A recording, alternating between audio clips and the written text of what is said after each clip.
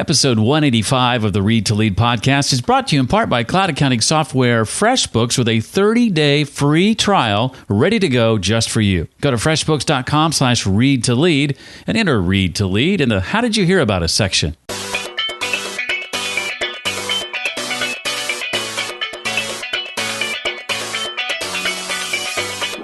The only reason that people are coming to our website, the only reason that people are walking through our retail door, the only reason that people are calling us is because we solve a problem. And we've got to define what that problem is. Welcome to the Read to Lead podcast with Jeff Brown. Jeff believes that if you desire to achieve true success in business and in life, then consistent and intentional reading is a must. The Read to Lead podcast will not only help you narrow this ever-important reading list, but also bring you key insights and valuable feedback from some of today's most successful and inspiring authors. And now, here's Jeff. Hi, I'm glad you are here. You have found the podcast dedicated to your personal and professional growth, where in addition to leadership and personal growth, we dig into topics like business, career, marketing, sales, and entrepreneurship. And it's sort of sales and marketing getting the emphasis today, as you and I are going to be joined by Donald Miller, New York Times best-selling author, Donald Miller. He's also the author of a brand new book out this month called Building a StoryBrand. Clarify your message so customers will listen.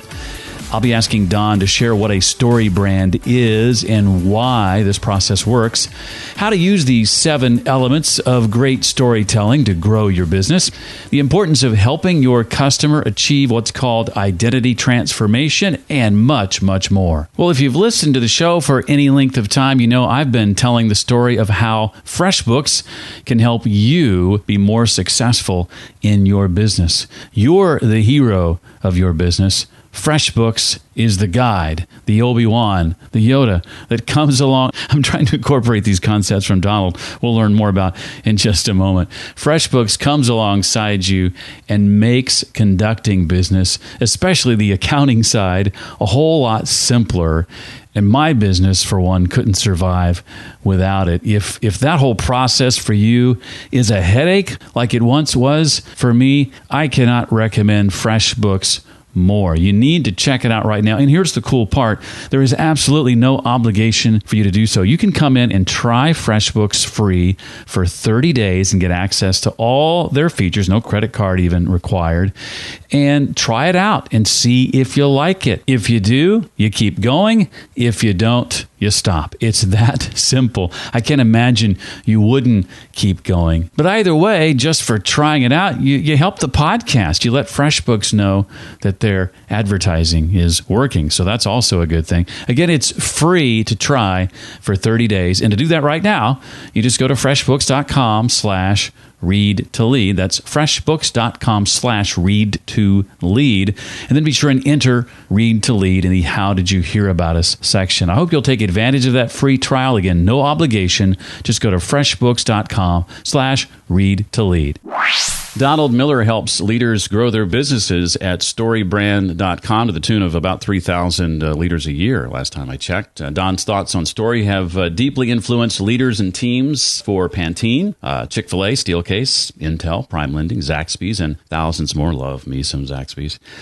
He is the author of several books, including the bestsellers Blue Like Jazz, A Million Miles in 1,000 Years, and Scary Close among them. And those books have spent a collective year plus on the New York Times bestsellers list. He lives outside Nashville, Tennessee with his wife Betsy and their chocolate lab Lucy. By the way, Fritz, Frank, and Charlie say hello. And his latest book is Building a Story Brand. Clarify your message so customers will listen. Donald, it's a treat. Welcome officially to the Read to Lead podcast. Thanks for having me. I love the name of the podcast, too. Couldn't be more true. You know, Michael Hyatt doesn't know this, I don't believe, but he actually inspired it. The first time I ever heard the phrase leaders read and readers lead was from him. Yeah. That inspired the title, so I just kind of truncated it a little bit. Hopefully it tells a good story, right? Well, first I want to ask, what has clarifying your message and stumbling across the StoryBrand framework done for you and your clients? Well, I created the framework because I had a conference business and it wasn't growing. So I had millions of people reading my books, but only 350 people were showing up at each conference. So I took ownership of that and realized that there should be way more people here. Even the surveys for the conference are rated very high. And I fell into thinking like a lot of business leaders do, if you build it, they will come. Which is the biggest lie ever. If you build it, they won't come unless you tell them to come, right? And so we hadn't created any sort of messaging strategy. We just had a website and some emails to invite people to come. And I thought I've got to give people the words to use so that they can spread word about my brand. I've got to help people understand why it is that they should come to this conference. And so I was away in a cabin in Asheville, North Carolina for 5 weeks writing a book. And the first couple days, I was just going to kind of warm up my writing brain by clarifying my message about my conference company. That turned into weeks of creating the StoryBrand framework. I just kind of got obsessed with it. And I used the elements of story because story is the most powerful tool to captivate a human brain. And I came away with 7 aspects of story that are alive in almost every story you hear or every movie you go see, which tells me this is a universal language that human beings speak. I filtered my brand message through those 7 elements, and that gave me such incredible clarity about what to say on my website, what to say in my email blast, what to say in my elevator pitch. And we immediately grew from 350 people to 970. We had to go to a different theater with about 1,400, if I remember correctly, seats. We sold that out months before the conference actually took place. We went to a theater in Chicago with 2,400 seats, and I spent $0 extra on my advertising. And that was a giant wake-up call for me. I realized that there's an enormous competitive advantage in the marketplace if you can say very quickly what it is that you do in such a way that everybody who hears you says, I need that. And if we can't do that, which is not what most of us are doing, I would say 90% of the businesses who come to StoryBrand, they're communicating in such a confusing way that nobody can really understand why they would need your product or service. We're elusive, we're vague, we're trying to communicate too many things. We make the story about ourselves rather than about our customers. There are just some common mistakes that we make. So after achieving a lot of success with the framework in my own business, I opened the doors and said, I'm willing to teach this to any other business, and I thought it would be a fun career pivot, but honestly, it was a pipe dream. I'm a memoirist, and now I'm going to go do business messaging, consulting. And to my shock, even before we could get a website, we had consulted with Procter & Gamble, Berkshire Hathaway, the White House in the Obama administration. We consulted with Ford Lincoln. We consulted with every division of Chick-fil-A. And I realized pretty quickly, this is actually what I prefer doing. I was working on my 8th memoir, and if you write your 8th memoir, you're a clinical narcissist for sure. So I was trying to avoid that, and ended up pivoting to StoryBrand, and it just took off on us. Wow, it talk about confirmation on that decision for sure. So what I'm hearing you say is this is the reason why many businesses fail: their inability to wrap their head around telling their story. Well, there are a number of reasons. Yeah, sure, businesses fail, bad product, all sorts of things. But I think if you got a great product, you have great people, and you have great processes to scale up your business, but it's not growing. If you have those 3 things, but it's still not achieving the results that you want, it is probably a positioning problem. You're probably not explaining your product well. I'm not kidding. When I go to 90% of companies' websites, they're elusive. They say things like, trust is the commodity we exchange. Well, I don't know what that means. It's some sort of elusive piece of poetry that, if you would have just said, we sell dental floss for your cat, you'd sell more dental floss because now I know what you offer. And so, it's very, just have to be very clear. And used to, and you remember this, Jeff, it wasn't very long ago that you could be really creative and stand out in the marketplace. And that's not true anymore. That has shifted in the last 10 to 15 years because everybody has Instagram and Facebook, and we've all have these unbelievably powerful computers that allow us all to be incredibly creative. And you're seeing the collective genius of humanity demonstrated online every day. Well, now we're being deluged with creativity. And so what stands out when you're being deluged with creativity? Crystal clear messages. This is what we offer. This is what's in it for you. And, as evidence of this, think about the inability for people to think in a nuanced way. Jeb Bush wrote a book on immigration that hardly anybody knows about, but he wrote a book before he ran for president on immigration. And Donald Trump, if you ask what his immigration plan is build a wall. So here's a guy who actually sat down and thought through it and researched and wrote a book on it versus a guy who came up with a slogan that is patently absurd. And he won the White House. And so there's something to learn from that for us as business leaders. We've got to boil down our company's message to sound bites that we repeat over and over and over. And that's the only way to brand yourself in your customer's subconscious and in their conscious mind. It's the only way to do it.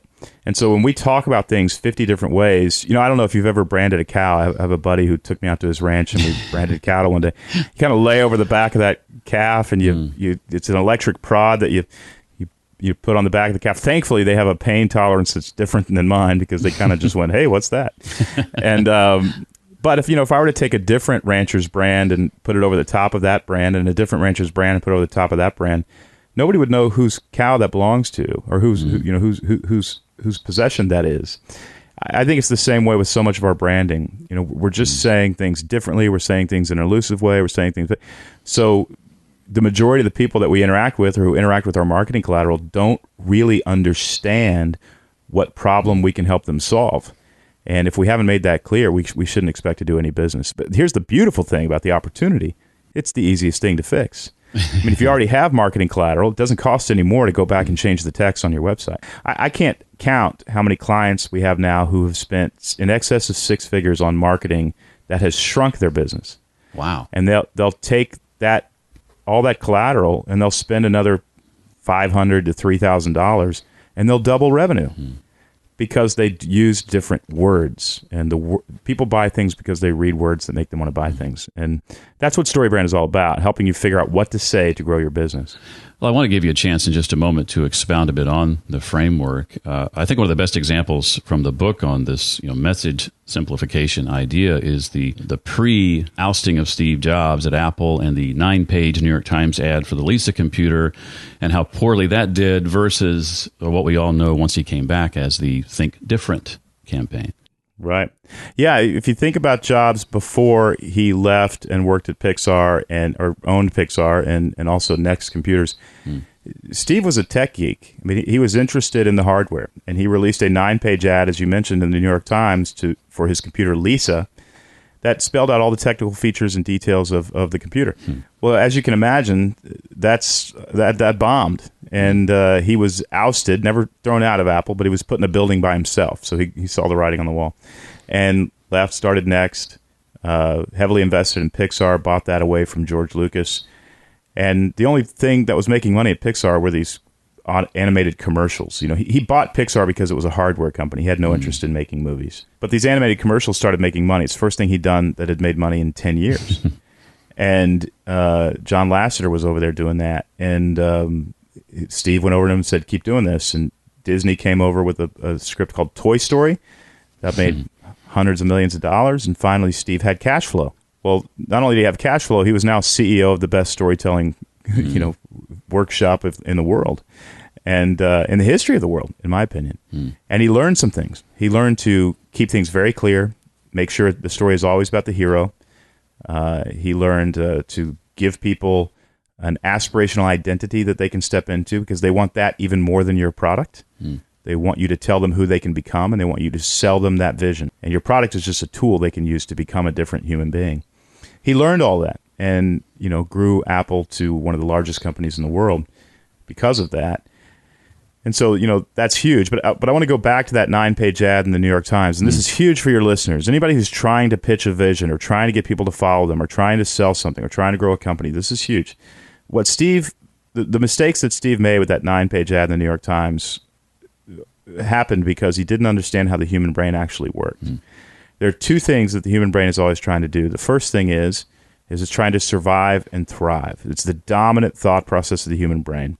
We want to eat, drink water, have shelter over our head, find a mate who will nurture us emotionally and spiritually, involve ourselves with a tribe, and we think we love our friends. What we really are doing primitively is involving ourselves with a tribe who will fight with us in case barbarians come over the hill. This is why tribalism exists. And of course, there's a downside to it. There's all these problems that happen because of tribalism.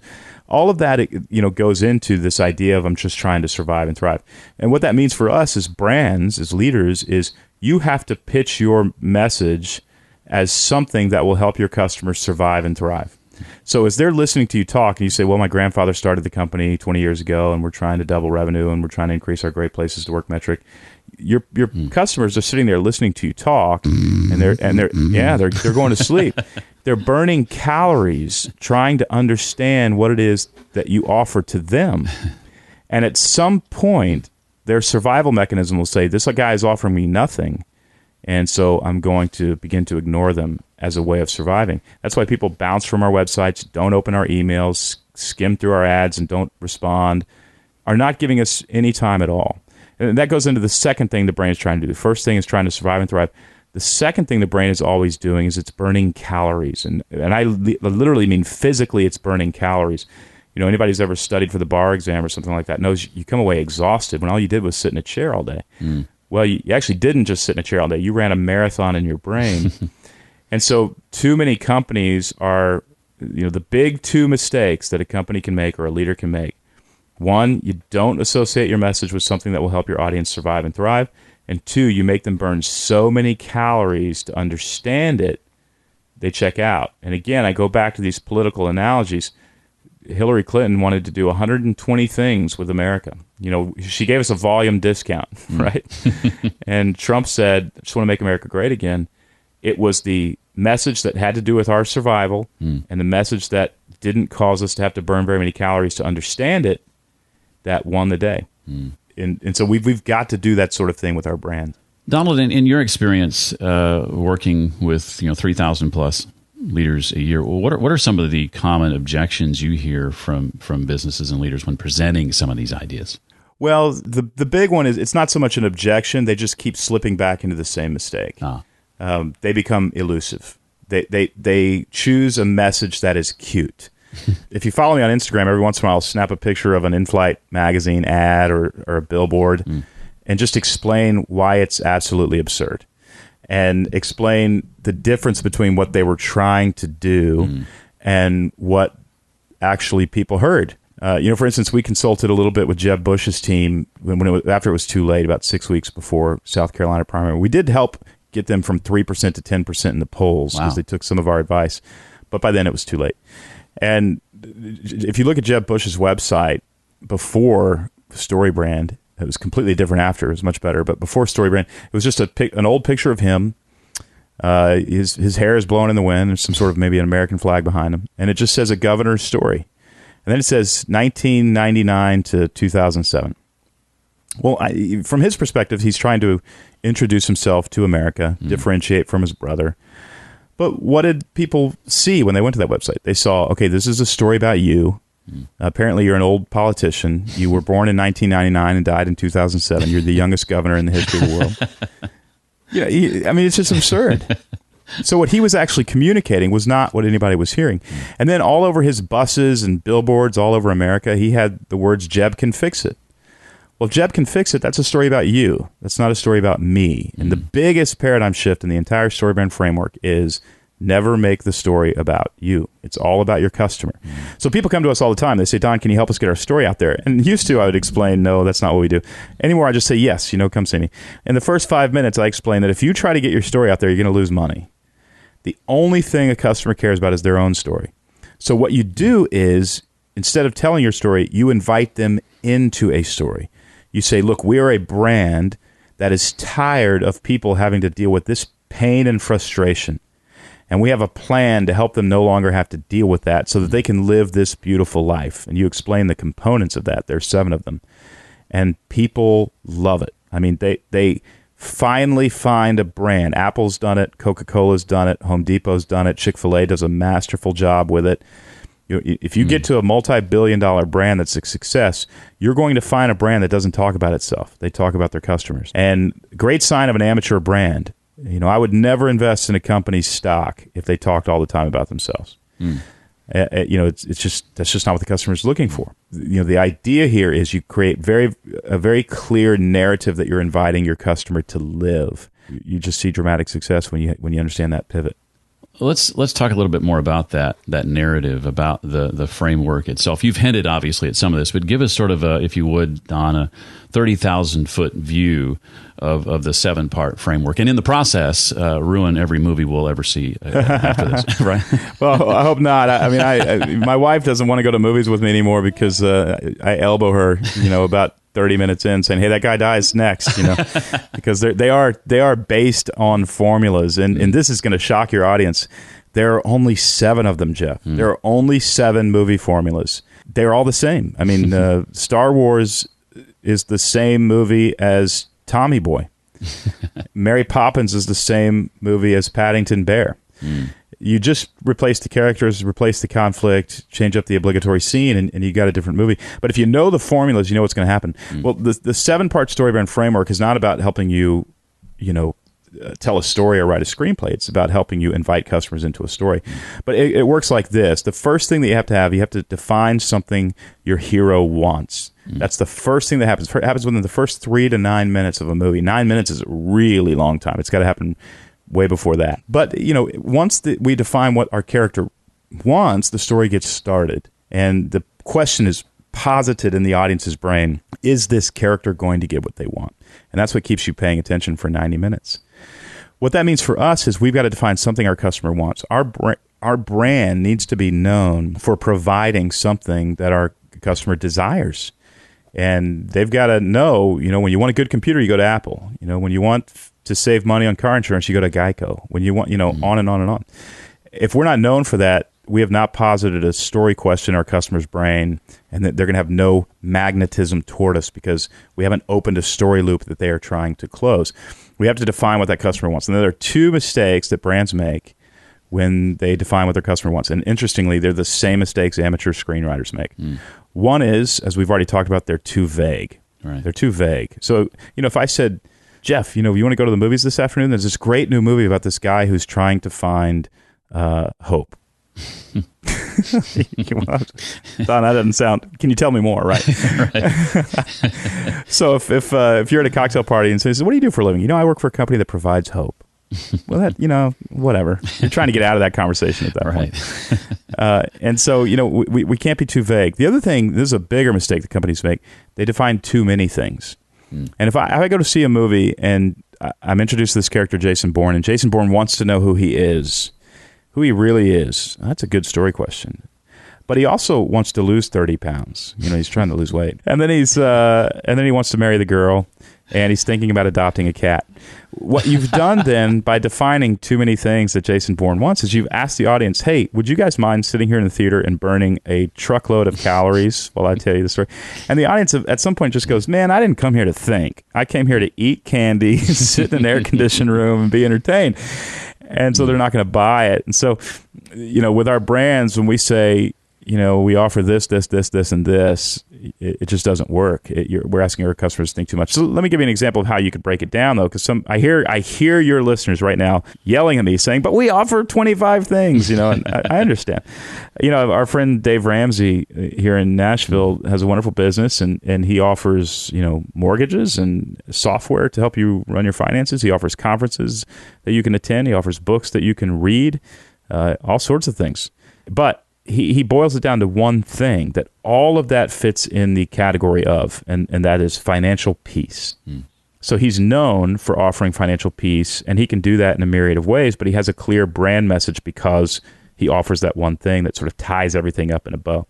That is very smart branding. And I think Dave just naturally has a good narrative mind. He just kind of gets this intuitively. But that's the sort of thing we need to do. We need to understand that there's one thing that our company offers, and we need to be known for it. The next thing that happens in a story is we can't give the character what they want, right? The story would be over. If Liam Neeson, we realize he's got to suddenly disarm this bomb. And so he rushes into the room and he disarms the bomb. Well, that's a short movie. So we got to keep him from being able to disarm the bomb. So the movie really lives in the problem, and the problem is what makes the movie work. And you don't let the hero get what they want for 90 minutes to 2 hours until the final scene. What we can learn from that as brand leaders is the only reason that people are coming to our website, the only reason that people are walking through our retail door, the only reason that people are calling us is because we solve a problem. And we've got to define what that problem is. Now, I get into the book, Building a Story Brand, I get into the 3 levels of problems that you need to elaborate on in your marketing messages to create raving fans. But right now, just know you got to define a problem that you solve. That's what you're known for. The next thing that happens in a movie is the hero is despondent. They have this problem that they can't get over. And so since the days of Aristotle and Plato, storytellers have introduced another character to the story. And that story, at StoryBrand, we just call that character the guide. And the guide is Yoda, Obi-Wan Kenobi, Haymitch, Gandalf. It's a character that exists for the sole purpose of helping the hero win the day. And the biggest paradigm shift, as I've already talked about in the StoryBrand framework, is never play the hero, always play the guide. And when you play the guide, you're playing the character that your customer is looking for. When you play the hero, you're playing the character that your customer subconsciously contends with because they believe there's a scarcity of resources and they're a hero. So if they're a hero and you're a hero and there are a scarcity of resources, they discount you. So when we stand up to say, here's my story, my grandfather started the company, you are literally turning your customer off. But when you stand up and say, hey, when they say, what do you do for a living? You say, well, a lot of people struggle with leadership. They were thrown into leadership and they have to lead a group of people. They don't know how to do it. And so I have a podcast and it helps people understand how to lead so that their teams thrive and they experience a sense of sanity. Well, my goodness, if you're any kind of leader, you're going, wow, I never even heard of that. Where do I get this podcast? I'm glad I'm recording this. Yeah. And so you want to position yourself as the guide, and that's how you do it. You empathize with your customer's problem. There are 2 things you need to do to position yourself as a guide, and they're in the book. The plan is next. The guide actually gives the hero a plan, and it's usually a 3 or 4 step plan that they can execute in order to win the day. And the purpose of the plan in your brand messaging is to make sure that everybody understands it's extremely simple to do business with you. Because they will, at this point in the story that you're inviting them into, they will say, this is too hard. And they'll make an excuse and they'll walk away. So you say, it's not very hard. You just do step 1, step 2, and step 3.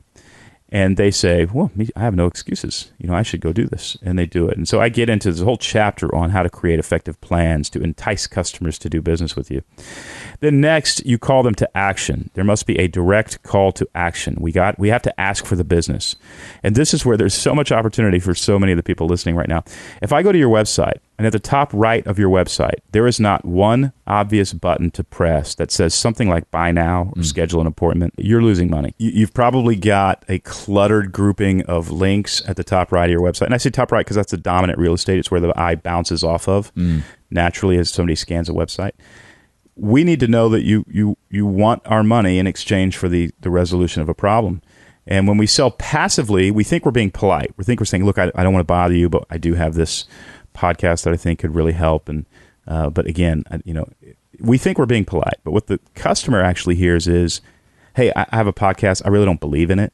I don't believe that I can solve your problem, but I'd love the charity of you listening to it. And maybe you can give me something that would make me feel good about myself. That's not a sales. That's not a sales script, right? So we have to call people to action very clearly. There are 2 kinds of call to action that I get into the book that are magical, and one of them grew our business from $250,000 to this year we'll do 5.6. Next year we'll do 12 million, and it was one call to action. By the way, in 3 years we went from $250,000 to we'll do 12 million next year. So in 4 years. With $0 spent in advertising. That's amazing. We don't do any advertising because our customers actually advertise for us because our message is so clear they can repeat it. Then after the call to action, the story has to either end in a success or failure. So this is element 6 and 7 of the 7-part framework. We have to give people a vision for what their lives can look like if they buy our product. We have to show them in our marketing collateral, your life can look this way. We have to tell them through testimonials or other methods, this is what your life can look like. But we also have to say, if you don't buy my product or service, life can look very bad for you. And you say, well, it's a little heavy-handed, isn't it? Well, it may sound heavy-handed, but again, if Liam Neeson gets a call while he's going to rescue his daughter, and the call says, hey, that bomb that she's strapped to in that warehouse in London is a dud. It's actually not going to hurt her. when it goes off. Well, you just removed the stakes from this story. Right. And there's no reason to keep watching the movie. So if we remove the stakes of the story that we're inviting customers into, if there's nothing negative that can happen to them if they don't do business with us, there's absolutely no reason to do business with us. You just ruined the story. And you see these, this is one of the reasons that, the manipulation in the media is so annoying, because they'll take some minor trivial issue and they'll make it sound like the end of the world. Why? Because they're trying to get people to pay attention. So I'm not suggesting that we be manipulative, but I am suggesting if there is anything negative, if there's a negative consequence to not doing business with you, spell it out and say it, because it will add intrigue to the story. I heard the phrase early in the conversation, Don, aspirational identity. I was wondering if you could define that a little more descriptively and how that connects then to this identity transformation process. Yeah, absolutely. There's a whole chapter in the book on aspirational identity. And I would argue that what your customers want more than your product, I mean, anybody listening, doesn't matter what your product is, they want you to participate in their transformation into a better version of themselves. That's what every story is really about. Every story has a weak, disqualified, unskilled, filled with self-doubt hero, unwilling to take this journey, who's forced into the action that, over the course of 90 minutes to 2 hours, transforms them into a completely different person. And that is what we like stories, because we like that. We like those transformations. So brands that participate in your transformation tend to win. Apple identified the pre-aspirational identity of their customer as a misfit, somebody who's misunderstood, not heard. But then they help them transform into a secret genius who they see genius where you see misfit. And they said, hey, we participate in a better version of yourself. And that's not very difficult to do in your brand message. For us, the aspirational identity, for anybody who comes to a StoryBrand marketing workshop or goes through our framework, we want them to leave a marketing ninja. They would literally go back to their office after 2 days with us, and everybody would be shocked, because they're walking through the office saying, that's a stupid email. Why would you ever say that on a website? This is a dumb brochure. That's a waste of money. Pull down our billboards. They're ridiculous. And everybody's going, were you off at Harvard for 2 years? How did you figure this out? And we deliver on that. I mean, people leave our workshops and they are marketing ninjas. They're somewhat cocky. We have to work on that. We can't get big heads about this, but it works. And the other thing it does is it dramatically raises the perceived value of your product.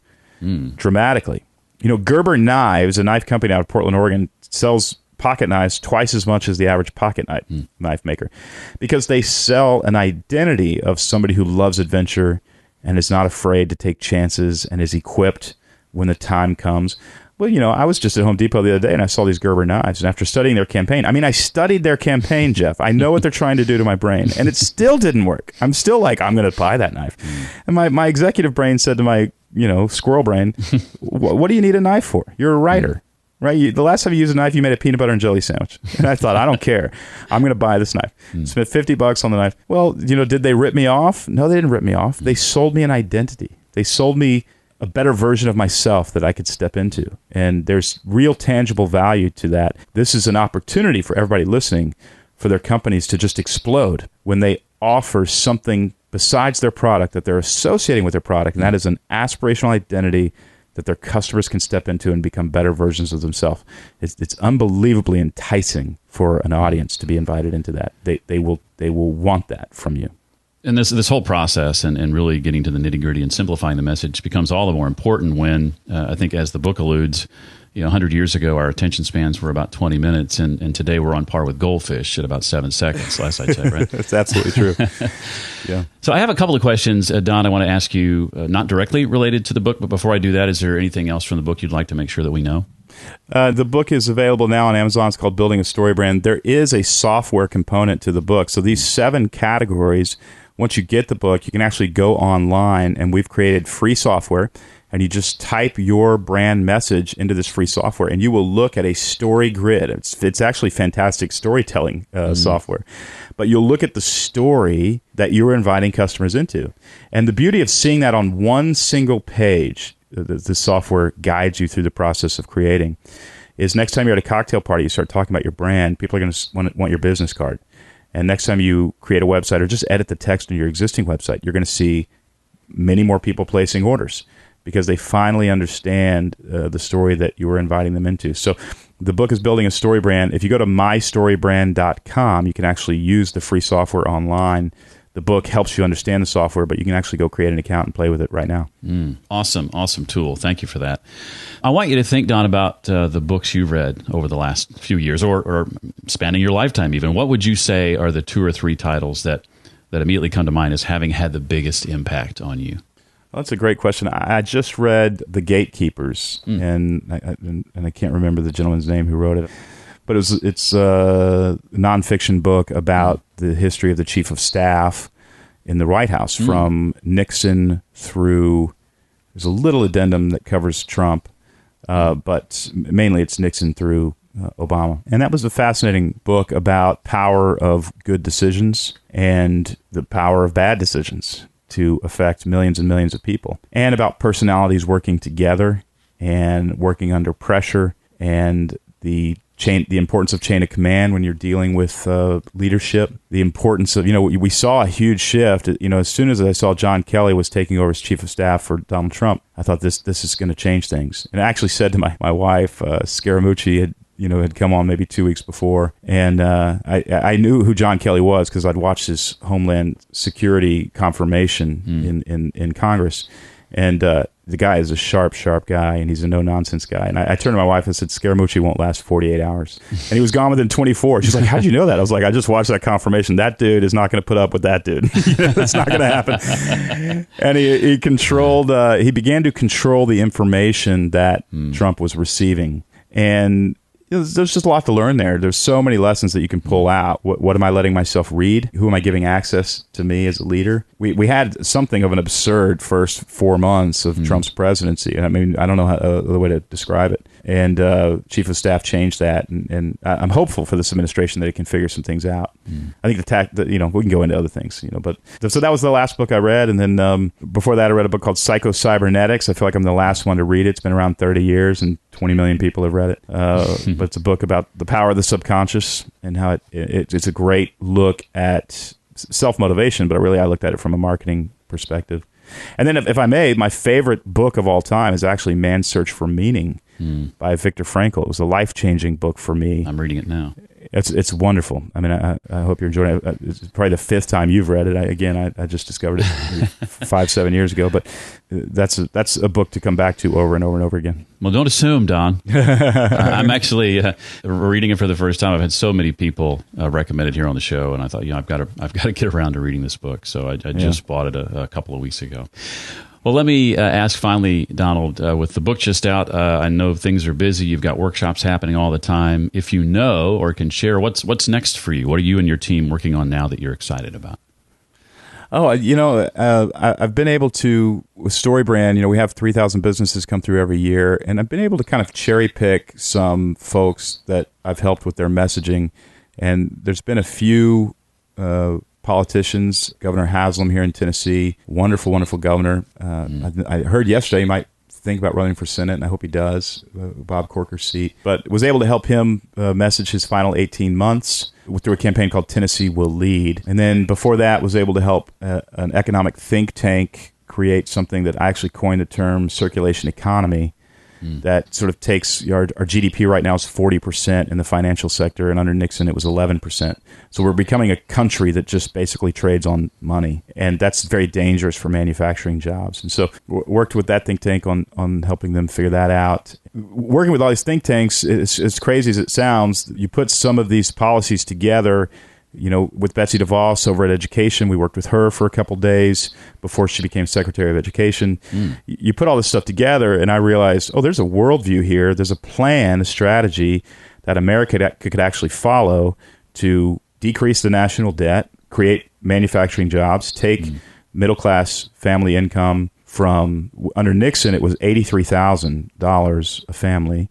Adjusted for inflation, it is now $63,000 a family. So the middle class is hurting, and it just doesn't have to. And so I'm working on research for a book called America Will Lead, about how America can stay the dominant influence in the world through the end of the 21st century. 3 people will probably read that book. But for me, it's very fun to do the research and to actually try to write it. Well, I've enjoyed this immensely. I asked myself earlier this week, how do you follow a conversation with Alan Alda? And the first name that came to mind was Donald Miller. Well, I don't want to follow Alan Alda. You should not have put me in that position. Well, it ties in quite nicely, actually, for you to follow him. Amazing. His book is all about the art and science of relating and communicating. Oh, very nice. And so I think that's a nice follow-up. So thank you, Donald, for this. The book, again, is Building a Story Brand, Clarify Your Message, so customers will listen. Thank you so much. Thank you. Well, I don't know about you, but I certainly got a lot out of this conversation, as well as the book, and I do strongly recommend it if you need help clarifying your message. The links and resources Donald mentioned can be found at the show notes page created especially for this episode. You can find that at readtoleadpodcast.com/185 for episode 185. I don't know what it is, but we've had a flurry of 5-star ratings and reviews in iTunes for Read to Lead the last couple of weeks. I want to say thanks to Retail MBA with a 5-star rating and review. Also, The Kim Sutton, plus K.E. Wild, Overthinker John, Tom Singer, and Mariko, all leaving 5-star ratings and reviews. Thanks to each and every one of you. If you'd like to do the same, you can go to readtoleadpodcast.com/iTunes and do that right now. We'd certainly appreciate it. Do remember our sponsor making this podcast possible, and that is cloud accounting software FreshBooks with that free 30-day trial. FreshBooks.com/readtolead for more info on that. That does it for this week. I look forward to seeing you, as always, next time for the next episode of the Read to Lead podcast. Thanks so much for listening to the Read to Lead podcast. As a subscriber, we challenge you to be more than just a passive listener. Become a vital member of the community. Visit us on the web at readtoleadpodcast.com. Until next time, remember, leaders read and readers lead.